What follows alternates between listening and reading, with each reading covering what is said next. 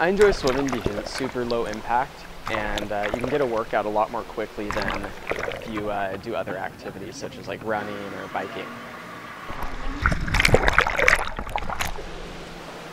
My name is Greg Kilpatrick and I'm a student at Humboldt State University.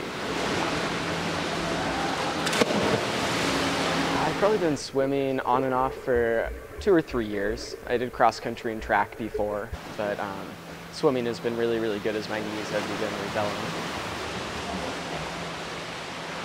I try to swim like 4 or 5 times a week. My favorite stroke, probably breaststroke. I really like how it involves pretty much your whole body moving.